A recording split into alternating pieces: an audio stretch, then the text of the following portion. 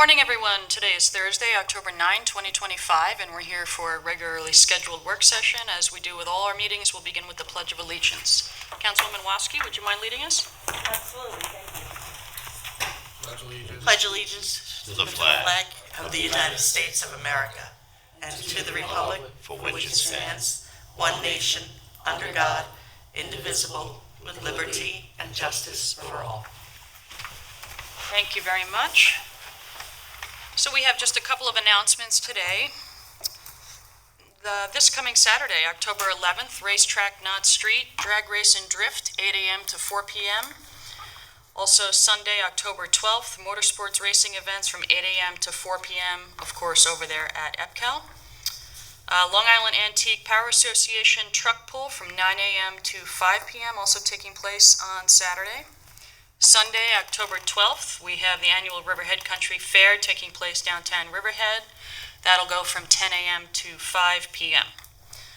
Just a reminder for all residents, Monday, October 13th is Columbus Day. All town offices will be closed, but they'll reopen on Tuesday, October 14th at 8:30 a.m. So I'm sorry. There's one more thing. Yep, did the board have any other announcements? Councilman Kern? Yeah, the Lions are going to have a blues festival at Polish Hall starting at 3 p.m., goes to 8 p.m. On which day? Saturday. On Saturday. Great. Okay, anybody else? Any other announcements? I do, Sure. actually. On behalf of the Recreation Department, they will be hosting a repair cafe at the George Young Community Center on Saturday, October 25th from 1 to 4. They're looking for volunteers from the community that have special talent to being able to fix small appliances, welders, people that are able to fix jewelry. If you could contact the Recreation Department and let them know that you would be able to volunteer and help out that day, that would be great. And if you are a resident of Riverhead and have something that you need repaired, go on down to the George Young Community Center. And they're also doing their Halloween costume exchange. So if you have an old costume from last year that you want to bring down to Town Hall, to the Rec Department, bring it down and exchange it for another costume. So that's for all the residents of Riverhead. And that exchange is taking place in this building, right? Correct. Town Hall on the second floor outside the Recreation Office? Yes. And there's already about 50 plus costumes. There's up some there. great costumes Yeah. up there. So come on down. Good things happening. Okay, very good. Thank you very much.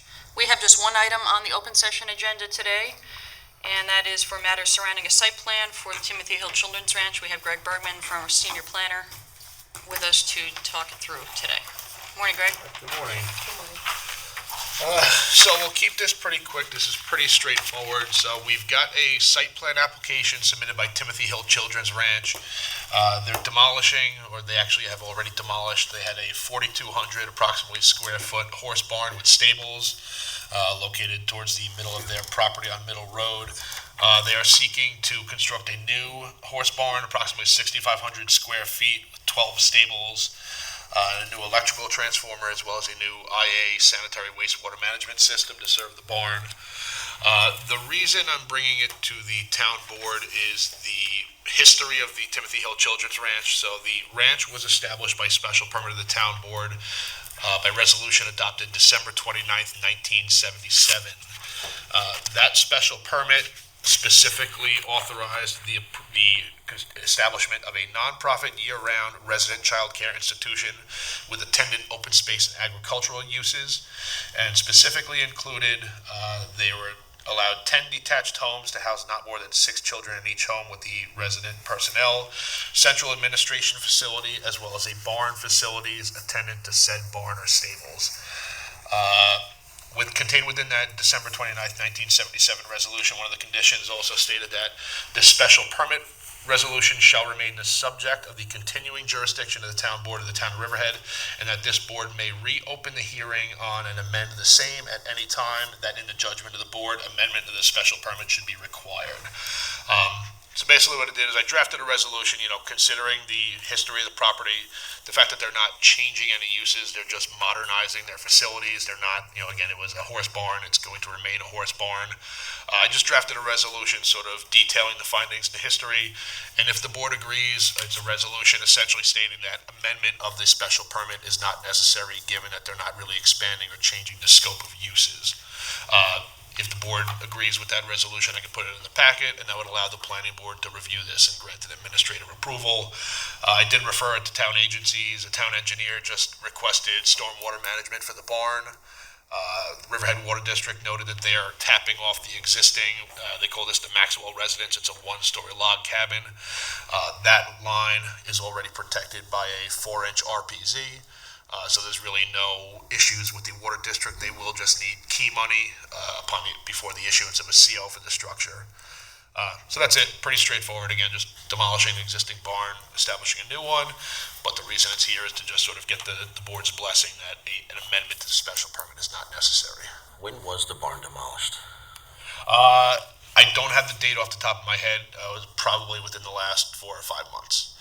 But the demolition of a structure is not something that requires a site plan, so that was just an application that was made to the building department.